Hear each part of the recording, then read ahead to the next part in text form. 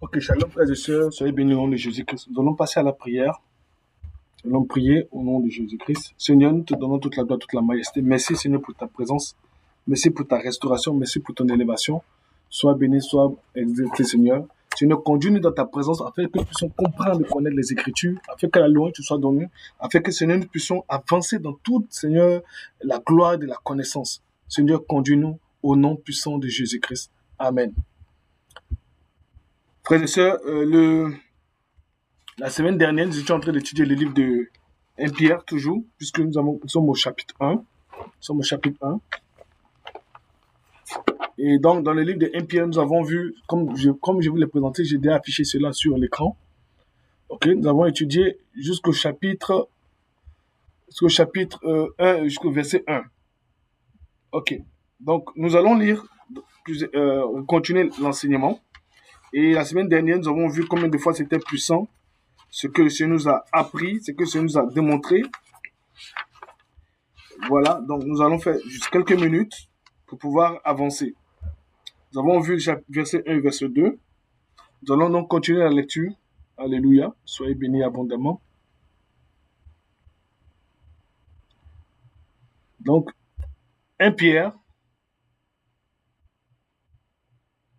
chapitre 1er.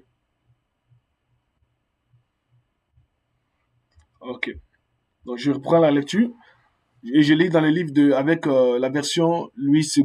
Ok, de la part de Dieu, apôtre de Jésus-Christ, à ceux qui sont étrangers et dispersés. Donc j'ai dit que dans Louis II, ils n'avaient pas employé le mot étranger élu. Ok, ils ont plus employé le mot étranger simplement et dispersé. Et dans la véritable version, traduction, ça devrait être plutôt diaspora, comme je l'ai dit, comme je l'ai expliqué tantôt, diaspora. Ok. Donc, à ceux qui sont étrangers et dispersés dans le pont, la Galatie, la Cappadoce, l'Asie et la Bithynie, à vous qui avez été choisis, conformément à la préscience de Dieu, le Père, et conduits à la sainteté par l'Esprit Saint. Alléluia. Donc, frères et sœurs, au verset 2 de 1 Pierre chapitre 1, au verset 2, la Bible nous dit que nous avons été choisis conformément à la préscience de Dieu, le Père, et conduits à la sainteté par l'Esprit, afin de devenir obéissants et d'être purifiés par le sang de Jésus-Christ. Que la grâce et la paix vous soient multipliées. Donc, dans ces écrits de Pierre, voilà que Pierre, dans sa salutation, va encore ajouter un mystère. Le mystère, c'est quoi? C'est que Pierre va nous informer que nous, les chrétiens, avons déjà été choisis selon la préscience de Dieu. C'est quoi la préscience de Dieu? C'est la capacité que Dieu a à connaître toutes choses devant arriver. C'est-à-dire que Dieu, c'est dans sa situation de Dieu, parce que comme je l'ai dit dans certaines vidéos, Dieu n'était pas Dieu au commencement. Il s'appelle Je suis, il est l'être qui existe. Dieu est à la fois celui qui maîtrise ou qui gère ou qui est le bien et le mal en même temps. C'est lui qui est à la fois la lumière et les ténèbres. C'est lui qui est à la fois la vie et la mort. Ça, c'est Dieu dans son commencement. Ok? Avant qu'il ne devienne Dieu. Avant qu'il ne devienne Dieu. Parce qu'il est l'être. C'est pour cela qu'on l'appelle la justice. Dieu est dans l'équilibre parfait. C'est ce que les Chinois appellent les yin et les yang. Ok? Donc, Dieu est dans l'équilibre parfait. Le bien et le mal, la lumière et les ténèbres, tout était dans une cohabitation parfaite. Personne ne dominait l'autre. Et je vais vous dire, frères et sœurs, que dans l'une des puissances manifestées de Dieu, ce sont les ténèbres. Donc la ténèbre n'est pas forcément le mal, non. Certaines personnes ont des visions des ténèbres, ils pensent qu'ils vont voir le mal. Ce n'est pas forcément le mal. Les ténèbres est la plus grande puissance manifestée de Dieu. Plus grande puissance manifestée de Dieu. Ok? Et comme nous sommes des êtres humains, nous avons besoin de voir. Alors, Dieu va donc développer, créer, faire sortir la lumière, soleil. Ça n'a rien à voir avec la lumière du Genèse chapitre 1. Ça n'a rien à voir avec la lumière des gens. Ça n'a rien à voir avec. Parce que cette lumière dont la Bible nous dit que Jésus-Christ est la véritable lumière là, c'est Christ lui-même. C'est la métamorphose. Je vous ai dit que les ténèbres et la lumière vivent ensemble. Donc cette partie de la lumière là, c'est Jésus-Christ lui-même. C'est Dieu lui-même. Ok? Et donc, vous allez voir dans la Bible que l'Éternel va se présenter dans des ténèbres puissantes à Abraham. Lorsqu'il et Abraham va faire le sacrifice et que les oiseaux sauvages vont venir manger ça, les oiseaux sauvages, les oiseaux vont venir manger ça, n'est-ce pas? Pour les chasser, le ténèbre va se présenter dans une ténèbre totale. Aussi, pour que le Seigneur puisse se présenter également à Salomon, c'est dans les ténèbres aussi puissantes. Vous allez voir que dans l'Apocalypse, il y a des ténèbres qui sont autour. Pourtant, Dieu est dans une admirable lumière, mais pourtant, il y a des ténèbres qui sont là. Et il y a des voix qui se font entendre derrière l'Éternel. Derrière l'Éternel. Donc, c'est vraiment extraordinaire. C'est pour cela, frères et sœurs, lorsque des individus commencent à dire non, tout ce qui est ténèbres, c'est satanique. Non, attention, hein. Attention, n'oubliez pas que Lucifer, quand il a été créé, il s'est importé de lumière. Ne l'oubliez pas. Donc, on va continuer, toujours, par rapport à ça. OK? Donc, j'ai dit tantôt que le Seigneur ait conscience, ait la connaissance, la maîtrise de toutes choses. Qu'est-ce qu'il va faire? Il va donc savoir ceux qui seront chrétiens et qui vont abandonner, ceux qui ne seront pas du tout chrétiens, ceux qui vont faire la guerre aux chrétiens, ceux qui seront païens et qui vont se convertir à la dernière minute. Le Seigneur connaît tout. Donc nous les êtres humains, on ne peut pas connaître cela. C'est pourquoi le Seigneur va nous dire, la Bible va nous dire que nous n'avons pas le droit de juger.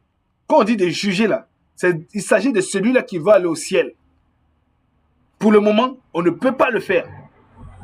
Pour le moment, on ne peut pas le faire. Mais nous allons le faire lorsque nous allons passer premièrement, nous, les chrétiens, dans notre jugement, c'est-à-dire aller prendre notre récompense.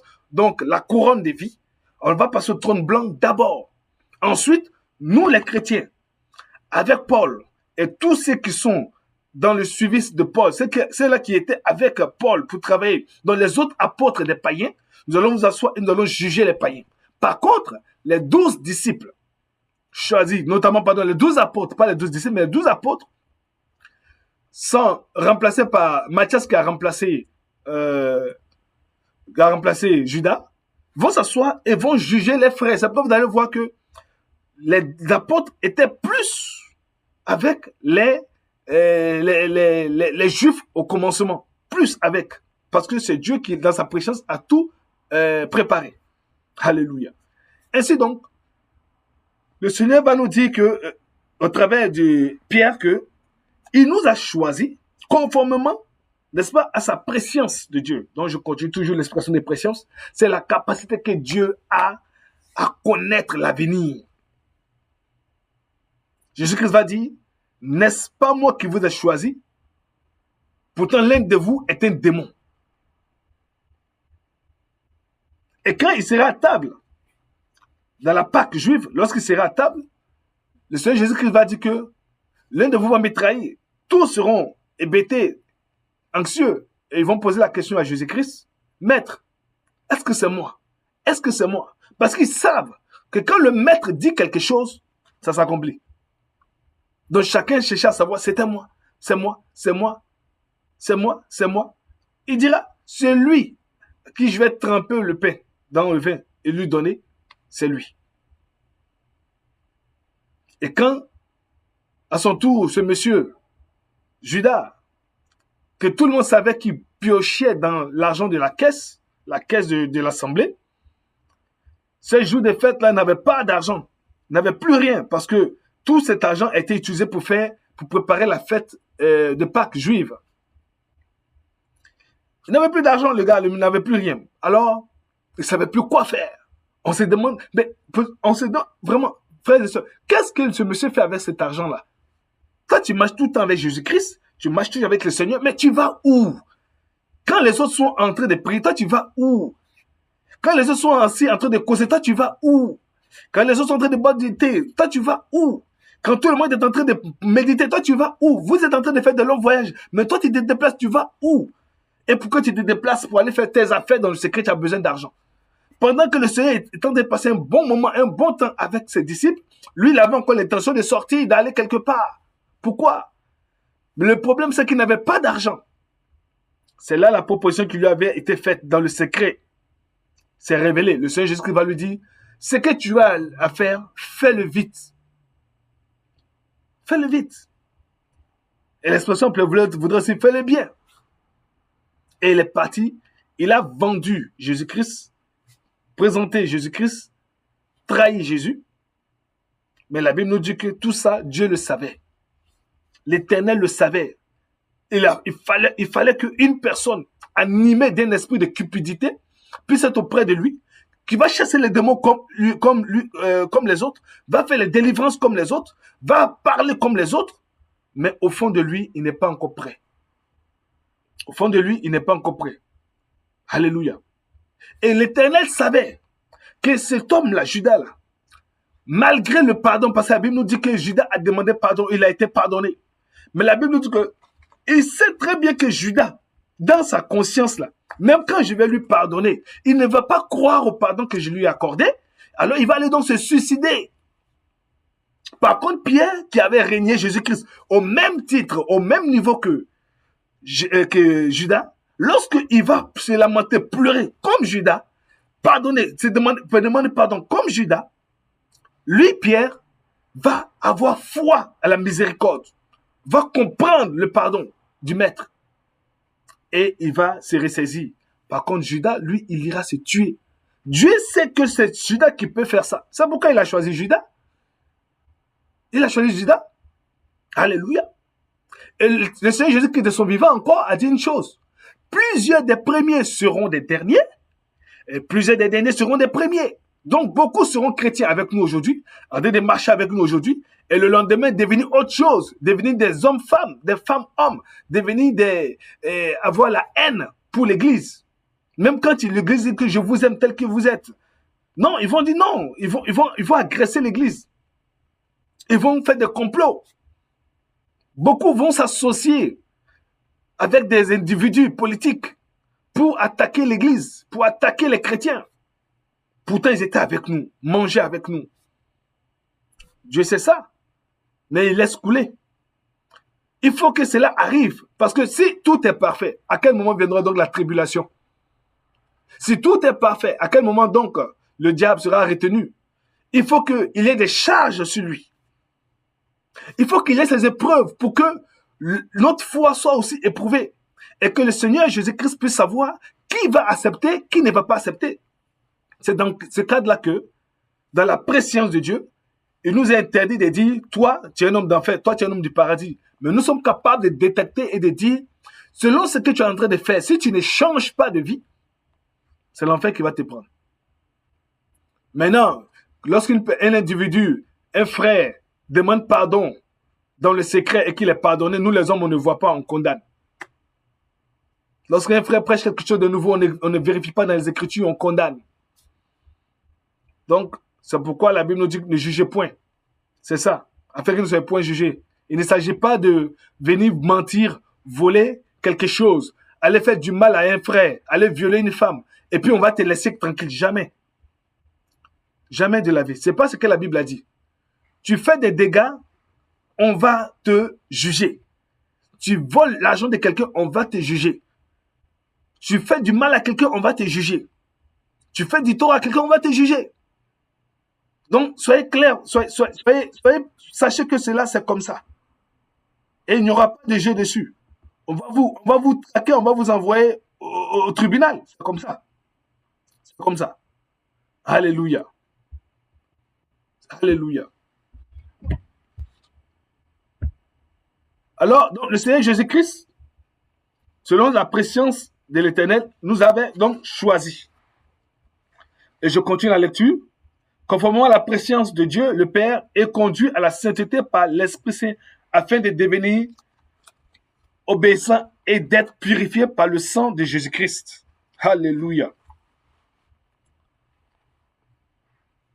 Sachez que le mot préscience dans l'étymologie grecque voudrait dire pronostic, ou la capacité de voir avant le commencement. Comprenez ça? Ok? C'est le pronostic. Ok. Et donc, dans la capacité que Dieu a de voir la fin de toutes choses avant le commencement, le Seigneur va donc donner la faveur, la grâce d'être quoi? D'être sanctifié, d'être purifié au travers du sang de Jésus-Christ. Et il continue, il dit, dans le passage, il a dit bien, conduit à la sainteté par l'esprit. Frères et sœurs, je vais vous dire une chose. Ce n'est ni par nos propres forces, ni par nos propres connaissances, mais par l'esprit de Dieu qu'on peut tout faire. Tu ne deviens pas pasteur, apôtre, prédicateur, prophète, enseignant, parce que tu as beaucoup lu la Bible. Non.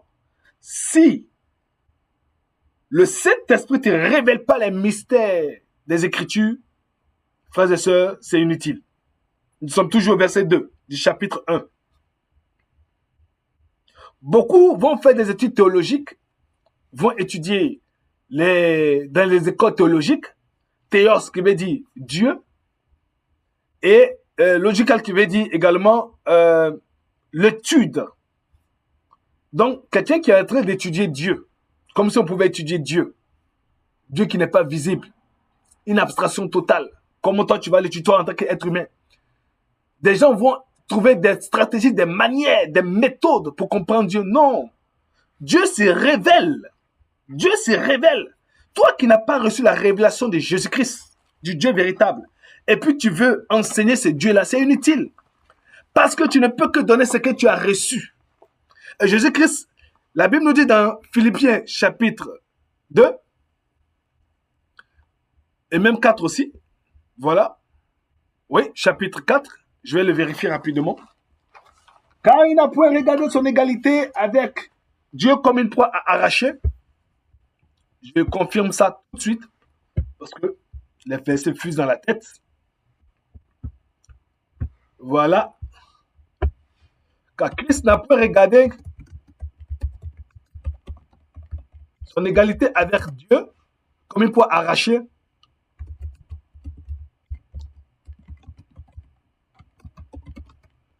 Mais lui-même s'est soumis et est devenu jusqu'à prendre la forme d'un esclave.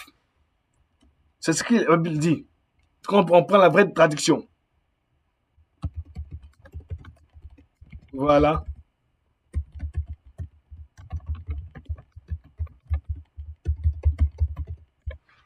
On va les lire. Ok, Philippiens chapitre 2, versets 5 à 7, c'est ça, effectivement. Christ n'a pas regardé son égalité avec Dieu comme une proie arrachée, mais lui-même, il s'est donné, il s'est soumis. Il a pris la forme de serviteur, esclave. Le mot, c'est esclave, serviteur. Et il a été obéissant allant jusqu'à la mort à la croix. C'est-à-dire que la mort la plus terrible à l'époque de Jésus, la mort la plus honteuse à l'époque de Moïse, la mort la plus honteuse. Celui qui est mort au poteau, c'était maudit. Imaginez, Christ s'est fait malédiction pour que nous soyons bénédiction. C'est ce que la Bible nous dit. Amen, amen. Et donc, par ce sang-là, nous sommes conduits par l'Esprit de Dieu. Maintenant, toi, tu n'as pas cette compréhension-là. Tu vas commencer à enseigner Jésus-Christ est un homme. Il est venu comme un homme. Il est né d'une femme. Parce qu'il y a des chrétiens qui disent que Jésus-Christ n'est pas Dieu. Hein. Pourquoi? Parce qu'ils n'ont pas la révélation. Donc, tu vas les faire titres bibliques, là, théologiques, là. Tu vas comprendre quoi? Pour venir enseigner quoi? Le titre théologique ne donne en aucun droit, ne donne aucun droit à un individu de devenir pasteur. Parce que être pasteur, être prophète, être apôtre, être enseignant, n'est-ce pas? Ce sont des appels de Dieu. C'est l'Éternel qui choisit. Ce n'est pas un être humain qui choisit. Ce n'est pas un papier, un diplôme qui te donne. Ce n'est pas ça. Donc la Bible va nous dire dans les Écritures que lorsque nous lisons les Écritures, le Saint-Esprit en nous nous révèle, nous indique ce qui est bien et ce qui est mal. Ce qui est bien et ce qui est mal. Toi, tu n'as rien. Tu n'as pas les Écritures. Tu ne comprends pas les Écritures parce que personne n'est là pour t'enseigner, pour te révéler. Et puis c'est toi, tu veux te faire connaisseur. C'est par le Saint-Esprit qu'on peut toutes choses. Ce n'est pas par quelqu'un. Ce n'est pas parce que tu as fait 15 années de banque. Ce n'est pas parce que tu fais 50 ans de jeûne. C'est pas ça. Si tu n'as pas le Saint-Esprit, c'est inutile. Parce que Dieu se révèle. La Bible dit que le Seigneur est caché. Dans le livre de Proverbes, la Bible dit que la gloire de Dieu, c'est de cacher des choses. Et la gloire des hommes, c'est de les découvrir. Or, tu ne peux découvrir si l'Éternel te le révèle. La Bible dit que nul ne connaît la pensée d'un homme si ce n'est l'homme lui-même. Ça veut dire quoi? Nul ne connaît la pensée de Dieu si ce n'est l'Esprit de Dieu. Or, pour que tu puisses connaître la pensée de Dieu, il faut que le Saint-Esprit te révèle la pensée de Dieu. Or, toi, tu n'as pas la pensée de Dieu. Comment tu vas comprendre dans les mystères qui sont autour des Écritures? Tu vas interpréter les Écritures de tort et à travers. Tu ne peux pas parce que tu n'as pas le Saint-Esprit. La Bible nous dit dans Actes des Apôtres que Philippe était dans un endroit et l'Éternel l'a envoyé parce qu'il y avait un eunuque, un Africain, un Éthiopien qui devait être converti maintenant au christianisme. Parce que lui, c'était un prosélyte, il pratiquait le judaïsme. Il venait de finir le Yom Kippour, parce que le Yom Kippour, tout le monde, ou la fête de Pâques, tout le monde vient et après il se retourne. Quand ils finissent de faire leur pèlerin, après il se retourne. Donc le monsieur se retournait et il lisait les livres d'Ésaïe, il ne comprenait pas. Il lisait, il ne comprenait pas. Il lisait, il ne comprenait pas. Pourquoi? Parce que la révélation n'était pas encore donnée. Le Saint-Esprit envoie donc Philippe à côté. Philippe entend qu'il est en train de lire d'Ésaïe. Parlant de Jésus-Christ qui doit se sacrifier comme un mouton pour nous. Philippe, avec l'audace du Saint-Esprit, pose la question à cet homme qui est puissant. Il lui dit, comprenez-vous ce que vous êtes en train de lire? Le monsieur répond, non, je ne comprends pas. Le prophète parle de lui-même ou il parle de quelqu'un d'autre? Philippe était en train d'expliquer, il dit, monte donc, monte, tu vas m'expliquer cela en détail. Philippe va lui donner la révélation, Philippe va lui décortiquer les Écritures, Philippe va lui donner la révélation de qui est Jésus-Christ. De qui est Jésus-Christ, le Dieu véritable, promu, prévu, lui-même qui s'est envoyé, venu sur terre comme un homme, le créateur de toutes choses, qui est rentré dans sa création, venu sur terre comme un homme. Parce que l'esprit n'a pas de chair, l'esprit n'a pas de sang pour pouvoir sauver. Alors lui-même il vient sur terre. Philippe a expliqué à cet eunuque que après la création, après Dieu, c'est l'homme qui est puissant. Or, le sang des animaux se trouve en dessous des hommes parce que Dieu a créé les animaux, les astres, tout pour l'être humain. Donc, le sang d'un animal ne peut pas couvrir le péché d'un homme. Il faut un sang au-dessus de l'homme. Or, la Bible nous dit également que le seul être qui est au-dessus, quand la Bible nous enseigne cela, c'est Dieu lui-même. Puisque dans le livre de Hébreux, on nous dit que les anges ont été créés pour les hommes. C'est plus tard que les anges ont été appelés fils de Dieu. Parce qu'il y a eu une bataille dans le ciel. Disons Apocalypse chapitre 12. Dieu donc a récompensé en faisant appeler ces anges-là fils de Dieu selon Genèse chapitre 6. Mais au commencement, ils étaient d'abord créés pour qu'ils puissent servir l'homme. Donc ça veut dire que même le sang d'un ange n'allait pas pouvoir nous sauver. Aucun, jamais de la vie. Le sang d'un ange n'était pas capable de délivrer l'être humain que nous sommes du péché, de la mort, de la condamnation. Jamais. Il a fallu que Jésus-Christ vienne, prenant la forme d'un être humain, pour qu'il puisse aller au bois de la condamnation, prendre tous nos péchés sur lui, et qu'il nous donne la vie éternelle, qu'il nous donne la liberté totale. C'est ça l'amour manifesté. C'est ça l'amour de Jésus-Christ, c'est ça l'amour véritable. Car le Seigneur Jésus-Christ dit, celui qui aime, c'est lui qui donne sa vie. C'est-à-dire sans réserve, totalement, pour ses amis. On ne me la force pas, on ne m'arrache pas, mais je la donne moi-même. Car, il va continuer dans certains versets, Car j'ai le pouvoir de donner ma vie et j'ai le pouvoir de la reprendre. J'ai le pouvoir de te sauver, j'ai le pouvoir de te condamner. J'ai le pouvoir de te sauver, j'ai le pouvoir de te condamner. C'est ça. Ouais. Ça, Jésus-Christ, le véritable.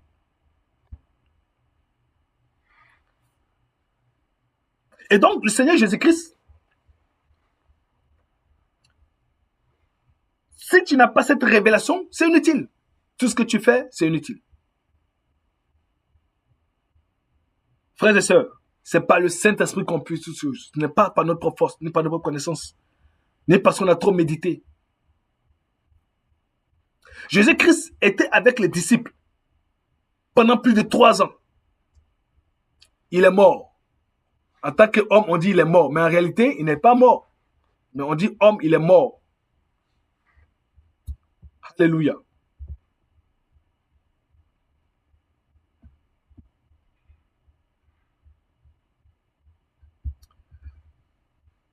Je vais changer mon écran rapidement. Il est mort et il est rentré dans l'enfer avec son corps. Parce qu'il avait un corps glorifié. Il est ressuscité le 3e jour en tant que prémisse de toute la résurrection pour que tous ceux qui étaient dans l'enfer, parce que tous les prophètes qui sont morts, allaient en enfer, sont seulement Enoch, Élie, Moïse, pour sa punition, son corps glorifié qui ne pouvait pas être enterré, mais son esprit pleure. Ok? Ils étaient au ciel. Mais tous les autres prophètes, Élisée, Abraham, tout cela, Adam, tout cela, ils étaient là-bas, au fond là-bas. C'est Jésus-Christ qui est allé les faire sortir premier. Et comme ces gens ne connaissaient pas le chemin, il fallait qu'ils fassent la deuxième montée. Parce que la première montée de Jésus-Christ au ciel, c'est lorsqu'il a dit au voleur, aujourd'hui même, tu seras avec moi au paradis. Quand quelqu'un ne connaît pas la route, il faut qu'on le guide. C'est pourquoi Jésus-Christ devait guider ce voleur-là. C'était sa première montée. Ensuite, il est descendu aux enfers. Et quand il est ressorti la deuxième fois, il a dit à Marie de Magdala, ne me touche pas quand je ne suis pas encore monté vers mon Père. Va dire à tes frères de me retrouver à tel endroit. Car je monte vers mon Dieu, vers votre Dieu, vers mon Père et votre Père. C'était la deuxième montée de Jésus-Christ. Quand il est redescendu, après 40 jours, après les 40 jours, la Bible nous dit que les disciples étaient avec lui sur la montagne des Oliviers et il est monté pour la 3e fois. Gloire soit rendue à l'Éternel des armées. Et c'est lui qu'on attend le retour comme ça. Amen, amen.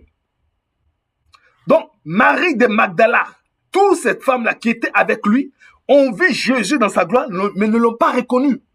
Elles pensaient que c'était le jardinier. Maître, si c'est toi qui as gardé le corps de notre Seigneur, donne-le-nous, parce qu'elle venait maintenant faire le nettoyage selon le rituel juif. Or, Jésus-Christ avait dit qu'il n'y aura pas de rituel juif sur lui, puisque les 2 femmes, la prostituée qui était chez Simon le lépreux, avait nettoyé ses pieds, avait mis le parfum sur elle, et aussi le frère de la sœur de Lazare aussi avait fait cela aussi.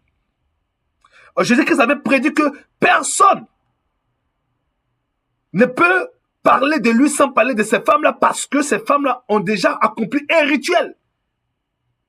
C'est pour cela, quand il était ils ont seulement nettoyé rapidement, lavé un corps, mais ce n'était pas le rituel d'embaumation, de purification nécessaire que les Juifs pratiquaient. Donc, après le sabbat, les femmes devaient venir maintenant, faire maintenant le rituel complet.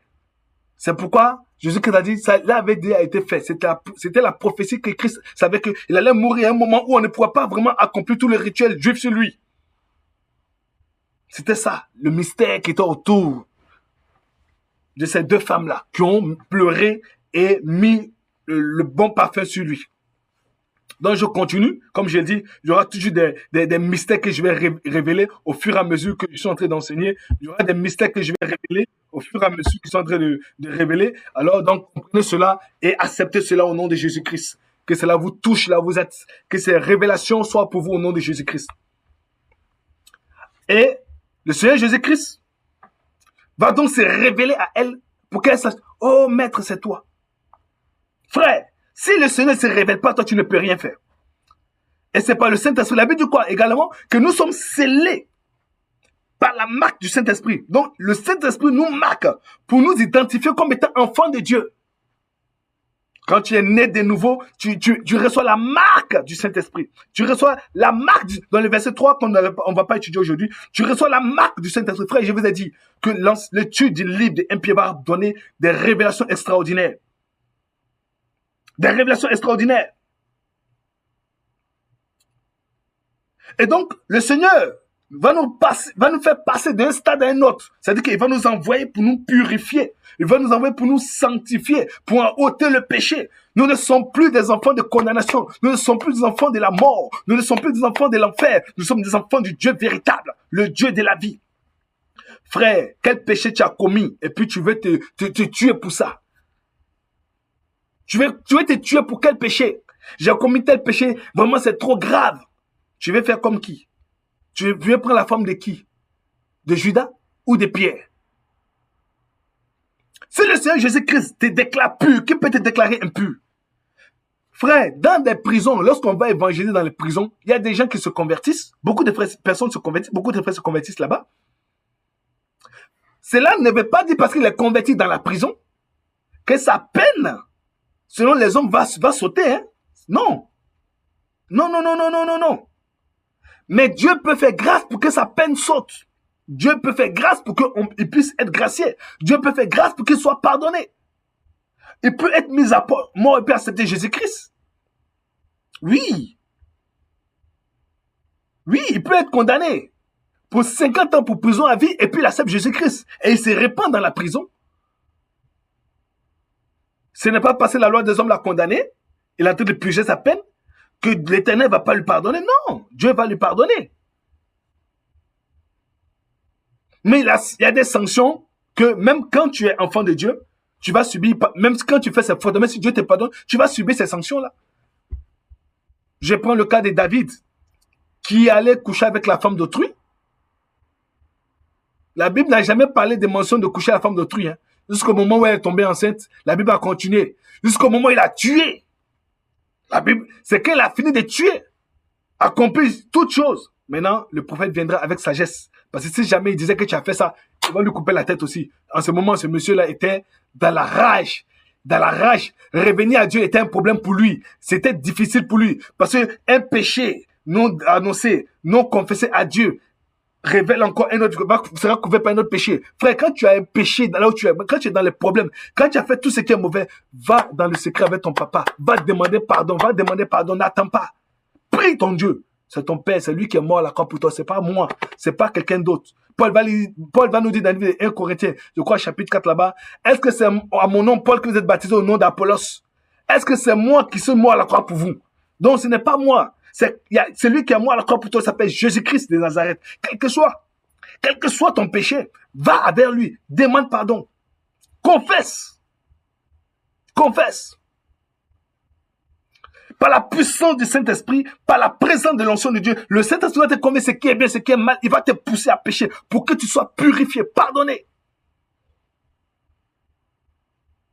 Comme le sacrificateur dans l'Ancien Testament, le sacrificateur Josué. C'est la même chose. Confesse tes péchés, l'Éternel est prêt à te pardonner. N'aie pas honte, n'aie pas peur. Confesse tes péchés. Confesse tes péchés, l'Éternel te prendra. Alléluia.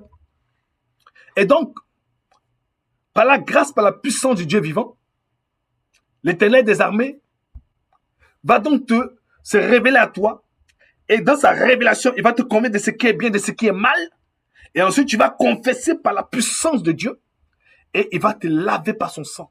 Car la Bible nous dit, dans le livre d'Apocalypse, qu'ils ont lavé les robes dans le sang de l'agneau.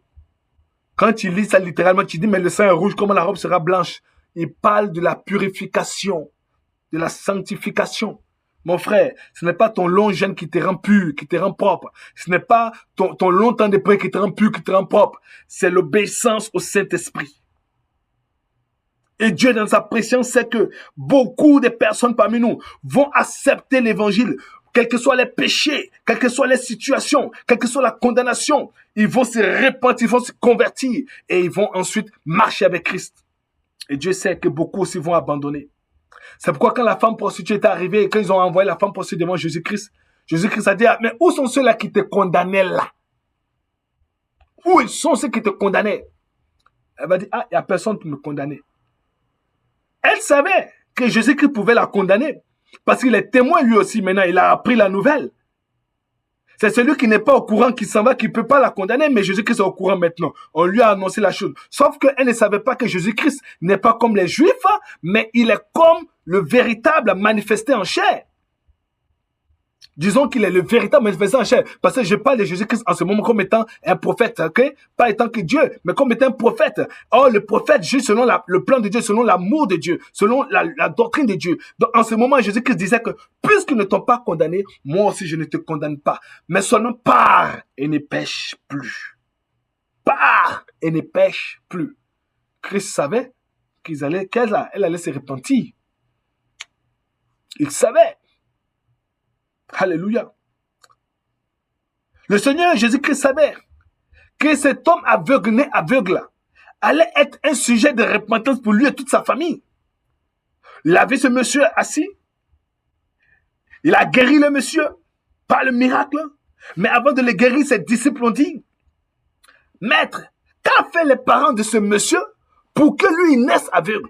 Parce que chez les Juifs, si tu vois un enfant qui naît déformé, mal formé, c'est que ses parents ont commis un péché grave. C'est pourquoi une sanction divine est en train de tomber sur l'enfant. Il dit, ses parents n'ont rien fait de mal. Vous, les Juifs, vous avez trop les pensées bizarres, des choses que je n'ai pas eu à dire, ou vous avez mal interprété les Écritures. Vous ne comprenez pas. Soyez dans la révélation du Saint-Esprit. Donc, ce n'est pas parce que ses parents ont péché que moi, qu'il est revenu avec un péché, non. C'est pour manifester la gloire de Dieu. Il fallait que les gens comprennent au travers de celui qui est né aveugle, qui a grandi aveugle, dont les parents savent qu'ils sont bien, qu'ils ne font rien de mauvais, qu'ils suivent la religion judaïsme sans problème, qu'ils comprennent que Dieu est un Dieu de justice, que Dieu est un Dieu qui récompense, que Dieu est un Dieu qui se manifeste selon sa volonté. Il a guéri le monsieur pour la gloire de l'Éternel, pour enlever cette mentalité mauvaise qu'ils avaient dans la tête. Parce que je vous dis, les êtres humains, on s'est trop jugé. Aujourd'hui, tu es chrétien, tes affaires échouent un peu. On dit, oh, c'est parce qu'il est allé rentrer ici. Tu es prophète, tu es pasteur, tu commences à prophétiser, tu commences à enseigner, tu commences à faire les miracles. Oh, il a touché quelque chose. Tu commences à avoir des révélations sur les messages. Oh, il est rentré maintenant dans Illuminati. Mais eux-mêmes qui parlent, les vies, il n'y a rien, ça ne change pas. Les vies ne changent pas. Alléluia. Frères et sœurs, je vous encourage encore à continuer à persévérer dans la prière. Je vous ai dit, il y a beaucoup de mystères, beaucoup de révélations à donner dans les livres de 1 Pierre. Et je vous assure, frère, que vous serez encore touchés. Nous sommes seulement au verset 2 aujourd'hui. Verset 2. Et voilà les mystères qui nous sont révélés. Shalom sur vous, soyez bénis au nom de Jésus-Christ. Que le Seigneur vous accompagne dans tout ce que vous faites. Nous allons prier. Et comme je l'ai dit, vous avez des questions, n'hésitez pas à écrire. Quand vous suivez des passages non compris, n'hésitez pas à écrire. Et nous allons effectuer des vidéos pour continuer à vous enseigner, à vous révéler le mystère de l'Écriture. Nous allons prier avant de nous séparer. Seigneur, sois béni, sois glorifié. Merci pour ta présence, merci pour ta parole. Seigneur, merci pour tous tes enfants, Seigneur. Que la gloire te soit rendue et donnée. Bénis les peuples là où ils sont. Bénis, Seigneur, les frères et sœurs partout. Que l'amour soit partout, dans le monde entier. Que ta gloire soit répandue dans le monde entier. Dans le nom puissant de Jésus-Christ. Amen. Shalom chez vous, frères et sœurs. Merci et à samedi prochain.